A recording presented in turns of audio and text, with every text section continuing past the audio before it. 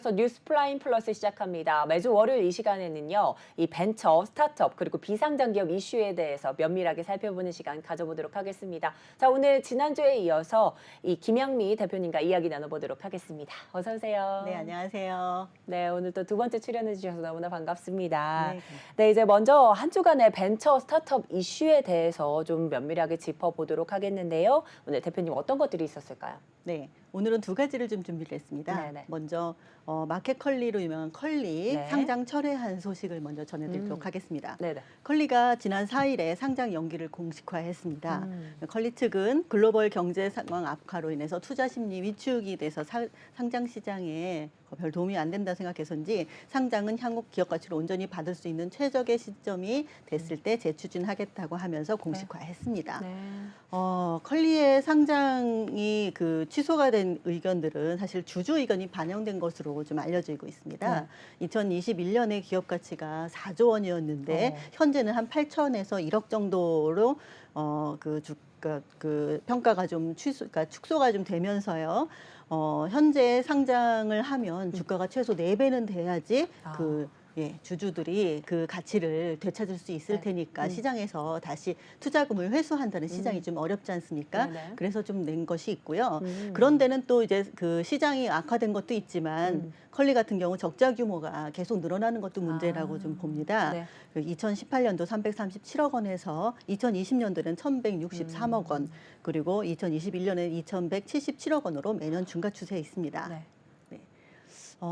그래서 그럼에도 불구하고 현재 지금 막걸리는 계속 확장 추세에 있거든요. 네네. 요번에도 경량 창원시와 평택시에 우리 물류센터를 또 더 추가를 해서 네. 건축하겠다는 계획도 발표를 했었고요. 네네. 요즘에 광고에서 많이 보시죠. 블랙핑크 제니를 네. 모델로 해서 네네. 뷰티 시장으로도 확장을 하고 있습니다. 네. 그래서 아직 계획 중인 신사업에는 투자할 만한 현금을 많이 보유하고 있다. 그 부분에 문제가 없다라고 자신감을 비쳤습니다. 네, 그렇습니다. 자, 이제 컬리 상장 철회가 좀 가장 핫한 이슈다 하면서 먼저 꼽아주셨는데요. 지난 4일 컬리가 상장 연기를 공식 발표한 좀 안타까운 상황이 펼쳐졌습니다. 자, 여기에는 주주들의 의견이 좀 많이 반영된 것으로 풀이가 되면서 관련 이슈 좀 짚어주셨고요. 또한 컬리 적자 규모가 점점 늘어나는 점도 한몫했다 이렇게 말씀해 주셨습니다. 하지만 이 컬리 관련해서는 여러 가지 사업 아이템들이 좀 계속 기다리고 있습니다. 말씀해 주신 것처럼 경기도 평택시와 또 경남 창원시의 물류센터 두 곳을 추가로 조금 신설하고 있고요. 또한 블랙핑크 제니를 모델로 한 뷰티 사업도 좀 어느 정도 좀 기반을 잡아가고 있고 확장 기세가 있다. 이런 말씀해 주신 것 같습니다. 이에 반해서 네네. 오아시스는 네네네. 상장을 계속 추진한다고 합니다. 네. 이게 이제 비교되는 점인데요. 그렇죠. 오아시스는 사실 매출액이 한 300억 정도의 마켓컬리의 반도 사실 못 되는데요. 가장 큰 것은 이 기업은 상장 이래 이후까지 적자를 낸 적이 한 번도 없습니다. 아, 그래요? 그래서 흑자 기조예요. 네네. 그래서 12월 달에 이미 이제 상장 예비 심사를 신청을 해서 통과를 했고요. 연내 상장을 할 것으로 좀 보이고 있는데요. 네. 이렇게 오아시스 측은 그래서 준비된 만큼 시장에 연연하지 않고 상장을 할 것이다라고 하는 자신감을 내비쳤고요. 네. 그다음에는 현재 작년에는 이랜드 리테일로부터 330억 원의 투자를 유치를 하는 등 굉장히 자신감 있게 해오고 있고요. 네네. 이로써 이제 상장 1호 이커머스는 오아시스에 돌아가게 됐습니다. 와, 네. 그렇습니다. 자, 이제 앞서 짚어주신 컬리와는 다르게 오아시스는 상장 추진을 계속하겠다 이런 입장을 밝혔습니다. 참 멋진 점이 시장 상황이 좋아지지 않아도 상장 절차를 밟겠다. 자, 그러면서 준비돼 있는 만큼 시장 상황에 연연하지 않을 것이다. 이런 자신감을 내미쳤는데요. 이 오아시스를 보면서 조금 상황이 악화되더라도 자신감 하나 갖고 가면은 지금 두려울 게 없다.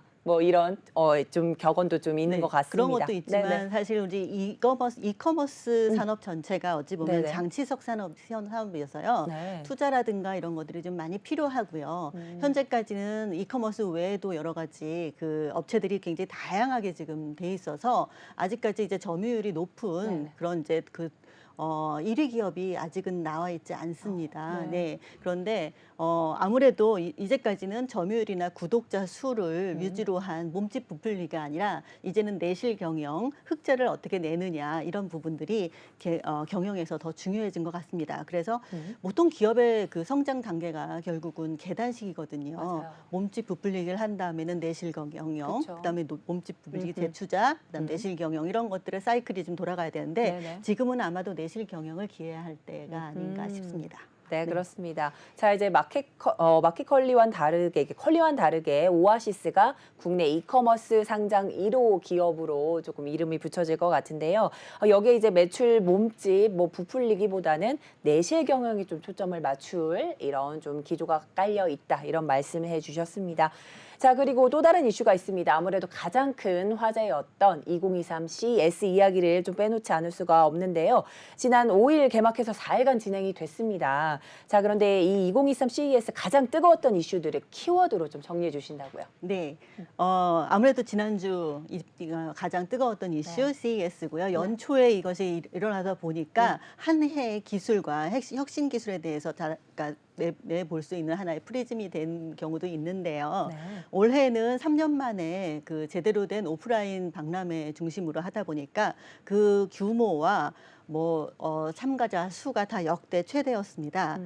이에 앞서서 사실 그 본 박람회 이전에 네. 혁신상을 발표를 하거든요. 네. 이 주최자인 전미 소비자 기술 협회에서 혁신상을 하는 그 수상을 하게 되는데 발표를 하는데요. 네네. 27개 전시 부문에서 2,100여 건이 넘는 제품이 출품이 되었고 우리나라 스타트업도 혁신상을 굉장히 많이 받아서요. 83개사가 받게 됐습니다. 네. 그러니까 이는 2019년에 5개로 출발을 해서 받은 것을 생각을 하면 굉장히 크게 증가됐다고 좀 볼 수 있고요. 네.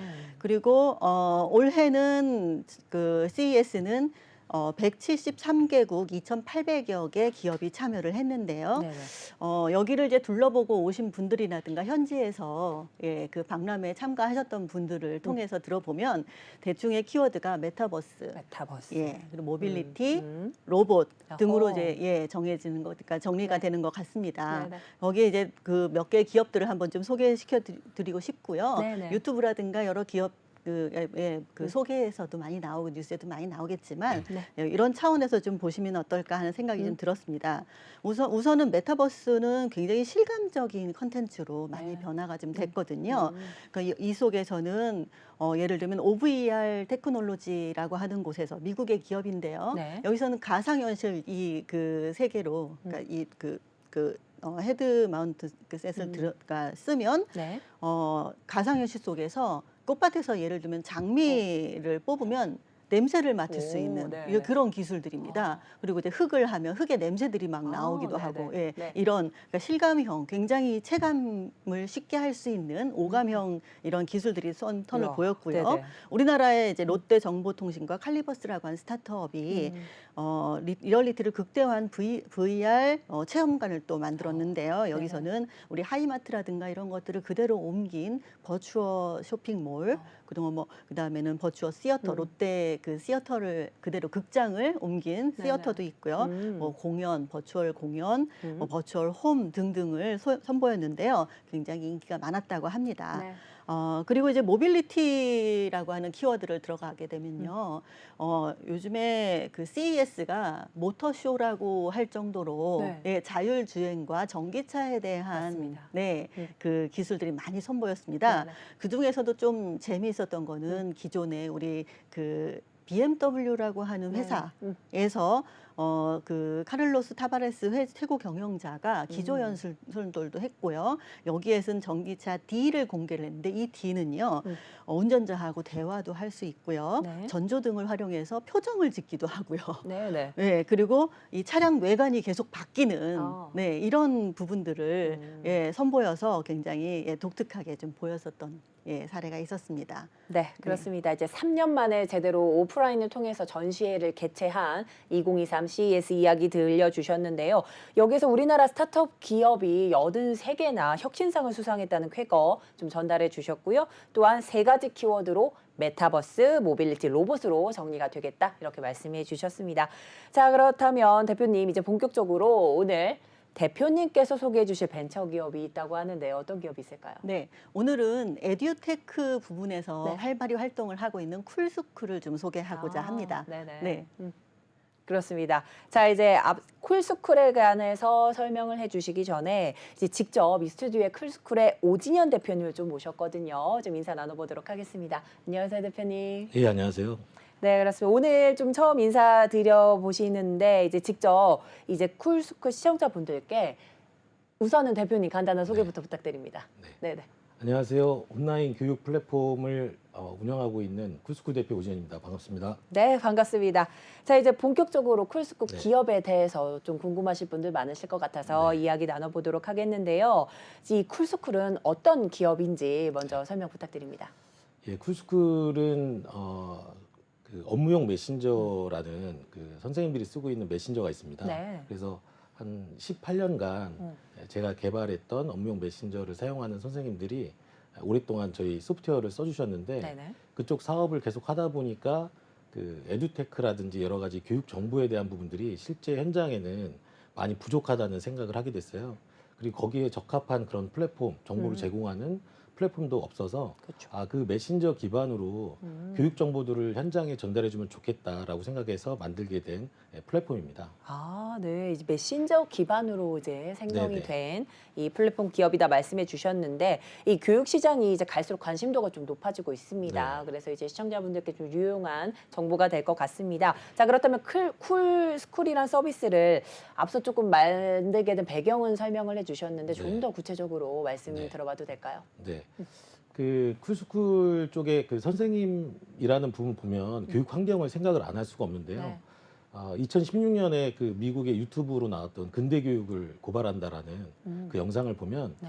150년 동안 핸드폰도 변했고 차도 변했는데 거기에 굉장히 그 인사이트 있게 보여줬던 그 장면이 어떤 거냐면 네네. 교실은 그대로인 겁니다. 그렇죠. 그만큼 교실은 150년 동안 변한 게 없다. 그렇네요. 예, 근데 우리나라만 보더라도 사실 학교라는 데가 우리가 다 공부했던 공간이지 않습니까?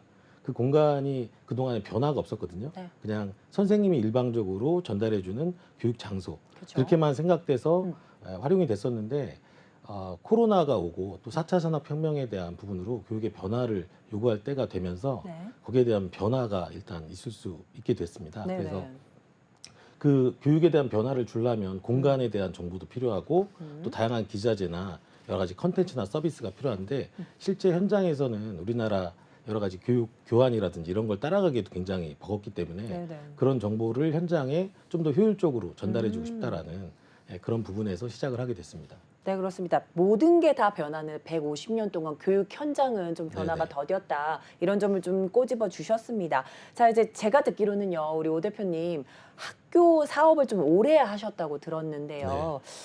그럼 오 대표님께서는 이전에 어떤 일들을 좀 하셨는지도 궁금합니다. 예, 전산을 전공을 했고요. 전산을 전공해서 이제 소프트웨어 개발자로 시작을 했고 네네. 처음에 입사한 회사가 이제 지란지교 소프트라는 회사에 입사를 해서 PC통신 에뮬레이터인 지금은 이제 굉장히 먼 이야기죠. 네네. 그래서 PC통신 에뮬레이터는 잠들지 않는 시간이라는 그 프로그램을 개발한 네. 개발자고요.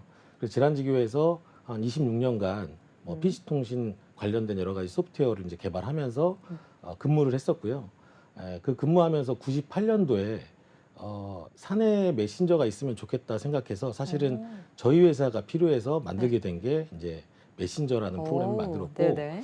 그걸 만들고 보니까 이제 여러 군데 좀 쓰이면 좋겠다라는 생각으로 주변 기업에도 알리고 그렇게 알리다 보니까 학교에서 2003년도부터 쓰이기 시작한 거죠. 네. 근데 학교라는 데는 그동안에 이렇게 지금은 우리가 카카오톡이라는 프로그램으로 굉장히 많이 소통을 하고 있잖아요. 네네.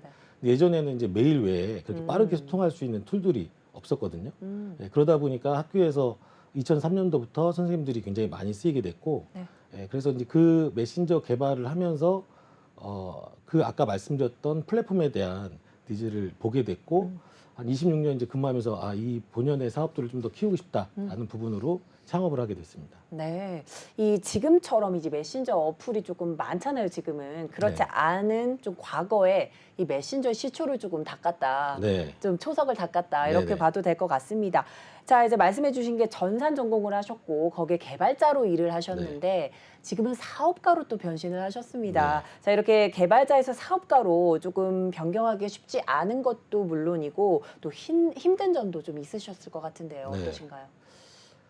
보통 이제 개발자가 사업하기 쉽지 않다라는 네. 이제 선입견을 가질 수 있긴 한데요. 네네. 뭐 모든 분야가 다 그런 것 같습니다. 사업을 하려면 여러 분야에 사실 좀 더 많이 알고 그래야 되는데 개발자로 했을 때의 장점은 내가 생각한 어떤 상품 이런 부분들을 바로바로 즉각적으로 만들 수 있어서 굉장히 강점을 갖고 있는 것 같고요. 또 두 번째로는 기술 이해도가 좋다 보니까 조금은 내가 만드는 거 외에도 여러 가지 제품들을 모듈화해서 접목하면서 현장에 꼭 필요한 부분들을 이렇게 구현해내는데 굉장히 큰 강점을 가지고 있다고 생각합니다. 네, 네. 근데 한편으로 또 단점은 개발자가 좀 더 그런 프로그램을 개발하려면 깊이 있게 봐야 되거든요.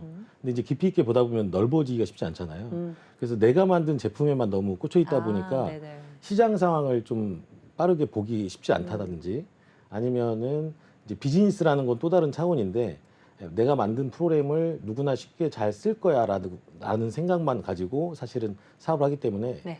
비즈니스적인 부분에 이제 모델을 좀 찾기 어려웠던 그런 부분이 어려움이 있었다고 볼 수 있습니다. 네, 그렇습니다. 이제 개발자에서 사업가로 변신하면서 이 개발자 출신 사업가의 장점과 단점 좀 네네. 짚어주셨는데 아무래도 장점 중에는 내가 생각하는 이 상품들을 바로바로 만들어낼 수가 있고 또 기술 이해도가 높기 때문에 여러 제품들을 현장에 필요하게 안성맞춤으로 좀 구현해낼 수 있다. 네. 이런 장점을 좀 꼽아주셨습니다. 또 단점으로는 다소 시야가 좁아질 수가 있어 시장 상황을 좀 넓게 폭넓게 보지 못한 점, 네. 이 부분이 좀 어려운 점으로 좀 꼽아주신 네. 것 같고요. 또한 비즈니스 모델을 좀 찾기가 힘들었던 점도 네.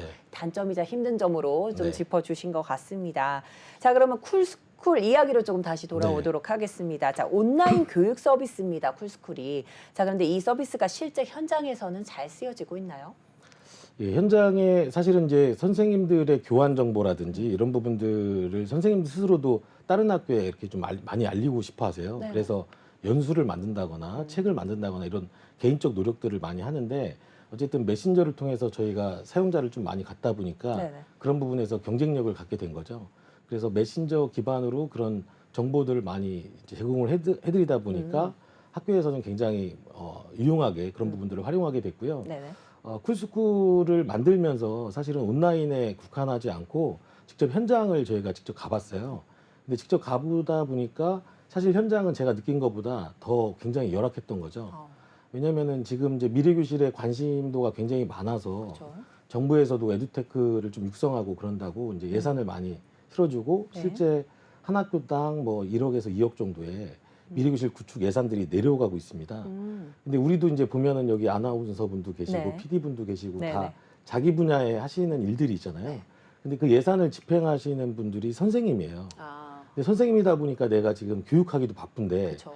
예산을 받아서 시공도 알아봐야 되고 건축 설계도 알아봐야 되고 또 에듀테크가 굉장히 많이 있지 않습니까? 네네. 근데 이런 부분들을 일일이 알아보시기가 굉장히 어려운 거죠. 음. 근데 이런 것들을 좀 간접적인 느낌에서 온라인으로만 정보 제공하는 데 그치지 않고 네네. 직접 학교를 방문해서 종합 컨설팅을 하다 보니까 학교 현장에서의 만족도는 굉장히 높다고 생각하고 있습니다. 네, 그렇습니다. 현재 미래 교실 구축 그 사업에 대해서 좀 관심이 높아진 가운데 이렇게 그냥 온라인 소통만 하지 않으시고 학교 현장을 직접 찾아다니시면서 소통하면서 좀 커뮤니케이션을 하니 현장에 이제 뭐 교육자분들은 조금 많이 좀 이렇게 만족을 하신다 이런 네. 말씀을 해주신 것 같습니다.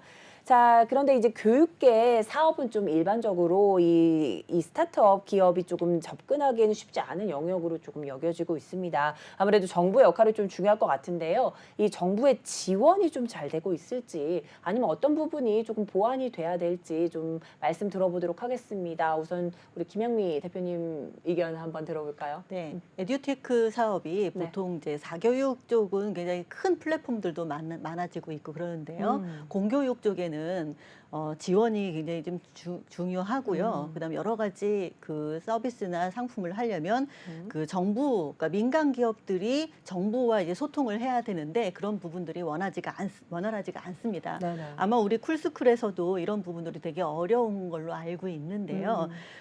정부 그 지원 사업이라든가 그리고 지금 하시면서 어려운 점을 직접 한번 들어보고 싶거든요. 네네. 네. 어떻게 네, 그렇습니다. 이제 오진현 대표님 한 네. 말씀 부탁드립니다. 예, 뭐 사실 사업하면서 어려운 점이라면 굉장히 많을 건데 많은 생각들이 드는데 첫 번째로는 이런 말이 있습니다. 네. 사실은 그 B2C의 사교육 쪽 사업하는 부분들은 굉장히 큰 기업들도 많이 있는데 그렇죠. 공교육 쪽 사업한다고 하면 몇 년 못 간다, 이제 망한다 이런 부분들로 그만큼 어렵다라고 네. 할 만큼 그 공교육 쪽 사업이 굉장히 어렵습니다. 네. 근데 그 어려운 이유가 뭐냐면 이제 비즈니스는 어쨌든 그 사업에 대한 부분에 성장이 되지 않으면 굉장히 어려운데 특히 공교육 쪽은 예산이 되게 중요하거든요. 그래서 예산이 내려오지 않으면 아무리 좋은 소프트웨어나 하드웨어를 만든다 하더라도 학교에서 구매가 되지 않죠. 네. 근데 그동안에는 사실 그런 예산들이 우리가 흔히 알고 있는 백신이나 뭐 워드, 뭐 한컴이라든지 MS 워드라든지 네. 선생님들이 쓰는 그런 간단한 툴 외에는 예산이 배정되질 않았어요. 그러다 보니까 굉장히 혁신적인 상품을 만들어내도 사실은 쉽지 않았던 게 예전의 모델이었고 그때 대비 지금은 이제 에듀테크 쪽이나 그린 스마트 스쿨 때문에 예산이 그래도 계속 꾸준히 많이 나오고 있는 편입니다. 네. 정부에서는 2025년까지 그린 스마트 스쿨로 18조 5천억을 쓴다고 했고 점진적으로 노후된 학교부터 계속 변화가 되고 있어서 그렇죠. 지금은 사실 그 굉장히 오랫동안 기다렸던 그런 시기가 점진적으로 오고 있는데요. 이때 이제 정부가 사실 필요한 건 예산만 실어주는 게 아니라 그런 산업들이 좀 육성될 수 있게 인프라를 좀 만들어줬으면 하는 개인적 바람을 가지고 있습니다. 네네. 왜냐하면은 교육이라는 공간은 단순히 그 외형적인 거에 치우치지 않고 그 안에서 우리 아이들이 실제 수업을 하는 공간이거든요. 네.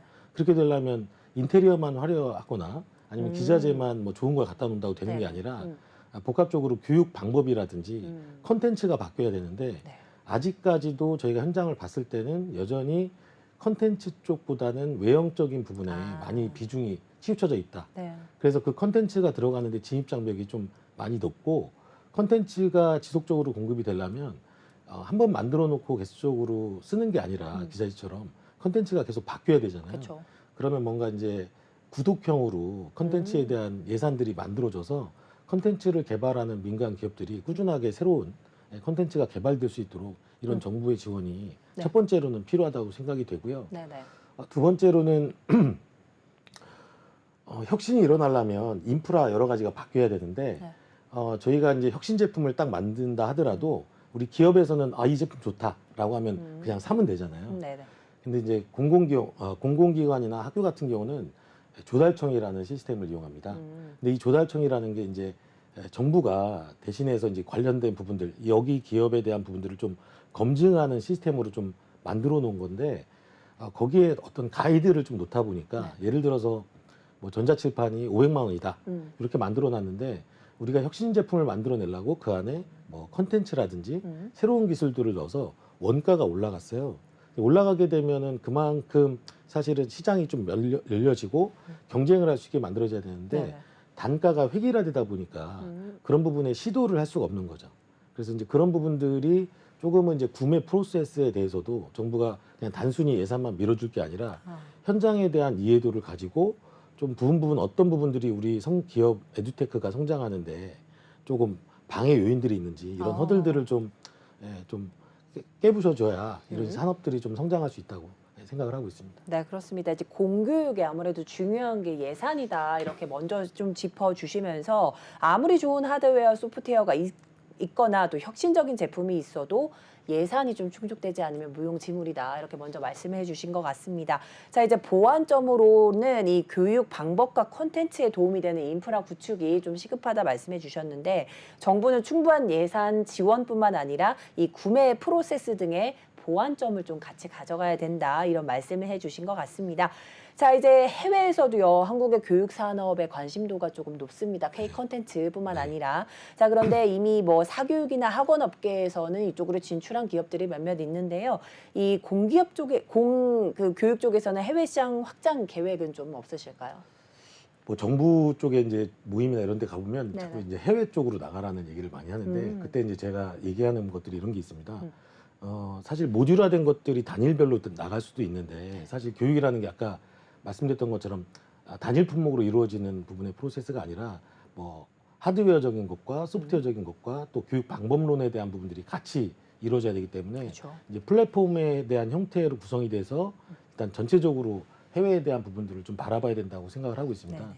정부에서도 신남방 뭐 정책이라고 해서 이제 가깝게 아까 말씀 주신 것처럼 뭐 한류 콘텐츠에 대한 관심도가 굉장히 높아서 그 시장은 지금 이제 열리고 있는 단계라고 보고 있고요. 네네. 국내 기업들도 관련돼서 좀 많이 준비를 하고 있습니다. 그래서 저희도 지금 한국에 대한 사례를 좀 잘 만들어서 해외에 대한 진출을 좀 열어보려고 노력을 하고 있습니다. 네, 그렇습니다. 자, 이렇게 쭉 이야기를 듣다 보니까 앞서 말씀을 지금 해주신 미래 교실 사업이란 이 명칭이 조금 계속 맴도는데요. 이 미래 교실 사업이 구체적으로 어떤 걸까요? 지금 아까 말씀드렸던 이제 크게는 그린 스마트 스쿨이라고 그래서요. 이제 노후된 학교 우선순위로 학교를 이제 새로 지면서 학교라는 공간이 단순히 이제 수업을 받는 부분 내에서 공간에 대한 이해도가 하나의 교육으로 이제 많이 확장이 된 거죠. 네네. 아까 그 CES도 말씀 주셨는데 단순히 자율주행 예전에 자율주행 쪽에 포커스 됐었다면 네네. 지금은 그 공간에 대한 부분에 콘텐츠라든지 이런 부분에 관심을 갖는 것처럼 교육도 이제 그 공간에 대한 부분이 이제 교육과 연관성이 있다라는 부분에 개념이 이제 적용된 부분이라고 보시면 될 것 같습니다. 네. 그래서 우리가 인터뷰를 하더라도 그냥 아무 공간에서 하는 게 아니라 인터뷰에 최적화된 공간이 있듯이 네. 향후에 아이들이 이제 미래 수업을 이제 관심 있는 뭐 AI라든지 아니면 드론이라든지 뭐 빅데이터라든지 이런 거를 배우려고 하면 이전의 공간 가지고는 사실 쉽지 않다. 그래서 교육 방법론에 있어서도 PBL이라고 프로젝트 베이스드 러닝. 그러니까 단순히 선생님이 주입식 교육을 하는 게 아니라 네. 지금 이렇게 뭐 대학에서 우리가 배우듯이 토론 교육을 할 수 있는 그런 환경이 되려면 맞아요. 이전 교실로는 사실 받쳐지지가 않거든요. 네네. 그래서 그런 토론 교육을 할 수 있는 환경에다가 여러 가지 기자재를 직접적으로 체험해 볼 수 있는 그런 공간이 제공이 돼야 좀 더 미래 수업에 최적화된 공간이 될 수 있기 때문에 이런 부분들을 포괄적으로 담는 게 미래교실 사업이라고 말씀드릴 수 있을 것 같습니다. 네, 그렇습니다. 이제 공간과 콘텐츠가 이제 교육과 연관되어서 이렇게 말씀해 주셨는데 쉽게 말해서 이 교육 콘텐츠가 변화되는 이 시기에 수업 공간도 안성맞춤으로 좀 짜야 되겠다 이런 네네. 말씀해 주신 것 같습니다. 자, 그렇다면 이제 2023년 새해가 밝았는데요. 네. 앞으로의 경영 계획은 좀 어떠실까요? 요즘 경기가 너무 많이 어려워지다 보니까 사실 다 이제 올해 제가 듣고 온 것도 뭐 1분기, 2분기까지는 굉장히 긴축 경영을 해야 된다라고 하는 얘기를 좀 듣고 왔는데 뭐 사실 긴축 경영도 중요하겠지만 네. 기업은 일단은 생존하는 게 제일 중요하다고 생각합니다. 그래서 단기적으로는 지금 미래교실 사업에 대한 부분들을 집중하면서 내실 경영을 할 수 있는 부분으로 일단은 잡고 있고요. 네. 단순히 내실 경영만 할 뿐만 아니라 아까 말씀 주셨던 해외에 대한 진출이나 플랫폼으로 좀 더 커지려면 장기적인 투자에 대한 부분들도 있어야 된다고 생각됩니다. 그래서 저희 쿨스쿨은 단순히 컨설팅에 그치지 않고 지금 미래 수업 도구인 쿨스쿨 위젯을 작년에 이제 R&D를 투자를 해서 여러 가지 선생님들이 미래 수업 도구들을 활용할 수 있는 그런 위젯에 개발을 했습니다. 그래서 단기적으로는 아까 말씀드린 것처럼 미래교실 컨설팅을 통한 어쨌든 내실 경영을 좀 하고요. 그다음에 좀 장기적으로는 그런 위젯을 통해서 좀 더 많은 사용자 그리고 선생님 외에 학생 학부모까지 확장시키려고 하는 그런 계획을 가지고 있습니다. 네, 그 쿨스쿨 위젯 이제 미래 수업 도구를 조금 네. 뭐 개발을 하겠다 이런 말씀해 주셨는데 구체적으로 또 어떤 게 있을지 궁금합니다. 구체적으로는 조금 서비스에 대한 부분을 말씀드리면 아까 저희가 지금의 이제 에듀테크 시장은 굉장히 좋긴 한데 네네. 여전히 좀 외형적인 부분에 갇혀 있고 컨텐츠라든지 서비스는 학교에 좀 들어가기가 쉽지 않은 상황이에요. 예산이 워낙 뭐 전자칠판이라든지 노트북이라든지 이렇게 눈에 보여지는 것들 위주로만 들어가게 되면 사실은 실제 수업할 때는 그런 컨텐츠나 서비스가 필요한데 그런 여건이 갖춰지지 않은 거죠. 그래서 저희가 이제 다양한 에듀테크 서비스 업체들하고 제휴를 해서 선생님들이 그거를 이제 바로바로 현장에서 실증할 수 있게끔 서비스들을 모아놓은 툴이라고 보시면 되고요. 네. 단순히 서비스를 모아놓을 뿐만 아니라 선생님들이 이거 가지고 활용할 수 있게 컨텐츠도 또 종합 검색을 할 수 있는 그런 기능을 가진 위젯이라고 보시면 될 것 같습니다. 되게 흥미롭습니다. 네, 자, 네. 그런데 이제 저희 고교생들이 이제 고교 학점제로 좀 전환이 되잖아요. 네. 여기엔 또 어떤 도움을 좀 받을 수 있을까요? 이제 그 조금 시청자분들이 이해하시기 편하게 말씀드리면 고등학교 같은 경우가 이동 수업을 하고요. 내가 원하는 교과 과정을 들어서 들을 수 있게끔 뭐 대학처럼 대학처럼 정리된 거. 네. 바뀌는데 저희가 현장에서 컨설팅하다 이런 얘기를 들었어요. 네.